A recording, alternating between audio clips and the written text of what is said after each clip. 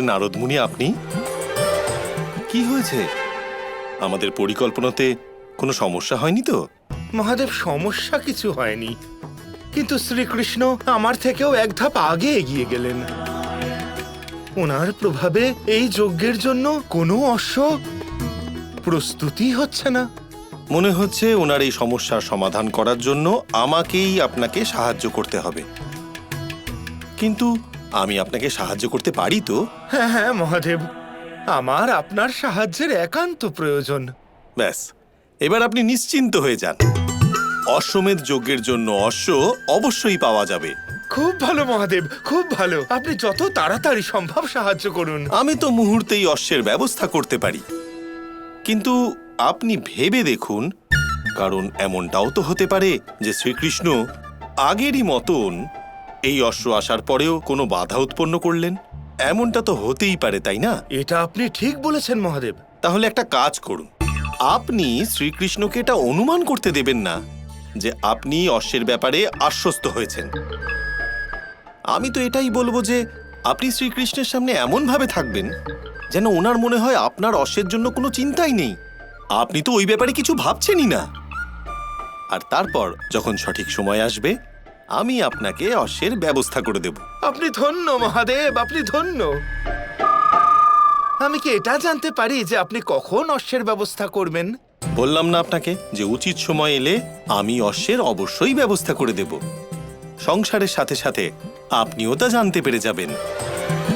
কিন্তু সবার আগে তো আমাদের এটা জানতে হবে যে এই অশ্বমেধ যজ্ঞে শ্রীকৃষ্ণের সাথে ওনার কোন স্ত্রী বসতে চলেছেন। মহাদেব, এই যজ্ঞে তো দেবী রুক্মিণীই বসবেন। আমি এই ব্যাপারে সমস্ত ব্যবস্থা করে এসেছি মহাদেব। এবার আমাকে অনুমতি দিন।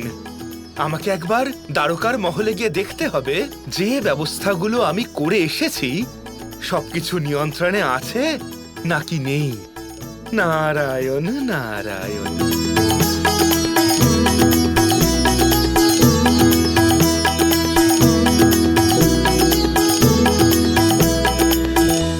এই যজ্ঞে কৃষ্ণের সাথে আপনাদের সকল রানীদের মধ্যে একজন রানীকে বসতে হবে।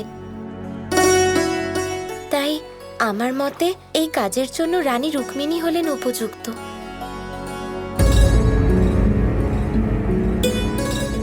এই বিষয়ে আপনাদের সবার মতামত খুব গুরুত্বপূর্ণ। আশা করি এতে আপনাদের কোনো আপত্তি নেই। কিন্তু যদি আপনাদের আমার কোনো কথায় কোনো আপত্তি থাকে তাহলে আমাকে জানাতে পারেন। কিন্তু কৃষ্ণের রুক্মিণীকে নির্বাচন করায় কোনো আপত্তি নেই।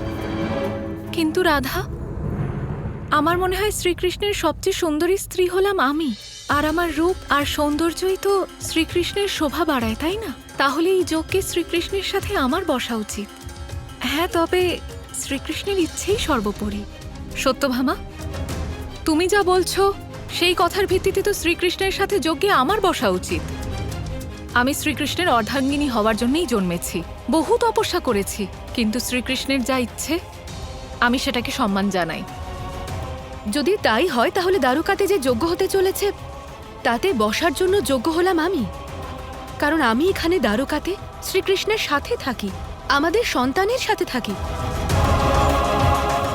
কিন্তু শ্রীকৃষ্ণের ইচ্ছাই হলো শেষ কথা।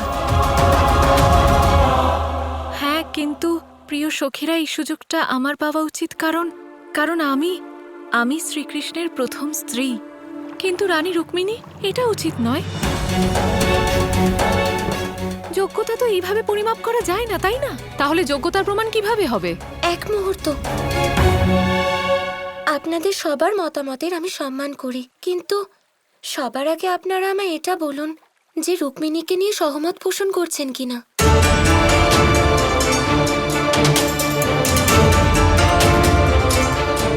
যদি শ্রীকৃষ্ণের এটাই ইচ্ছে হয়ে থাকে তাতে আমার কোনো আপত্তি নেই।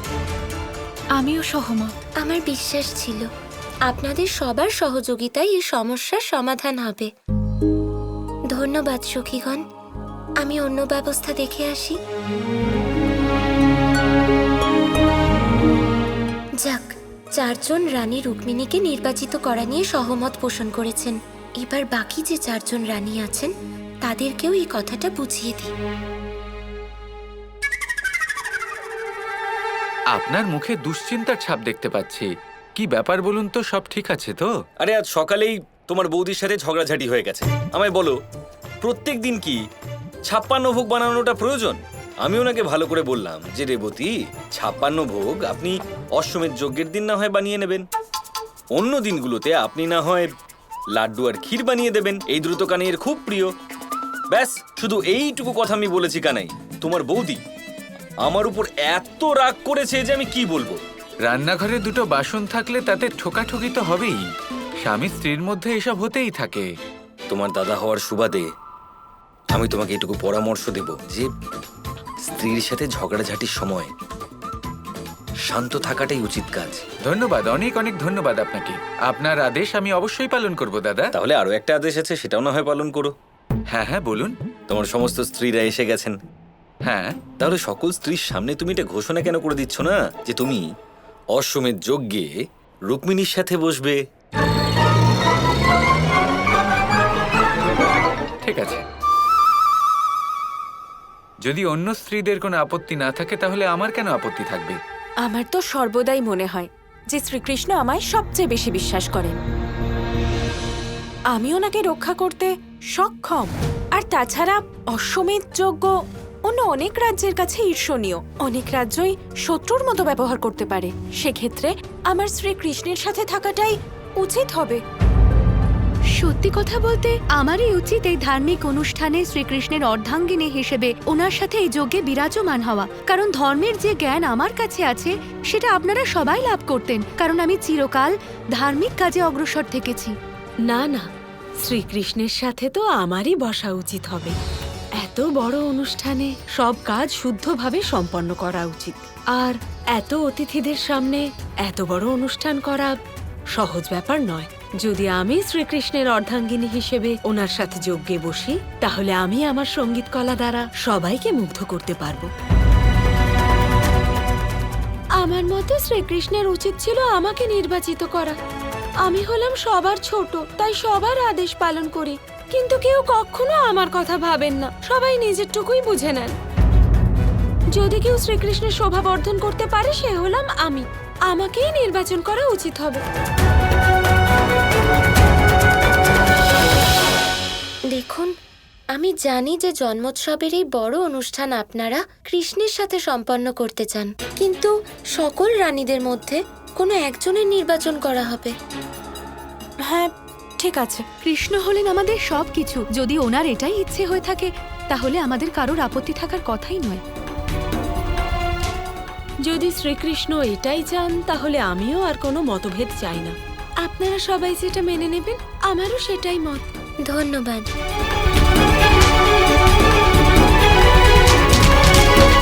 নারায়ণ নারায়ণ, আপনি তো অসম্ভবকে সম্ভব করলেন দেবী রাধা।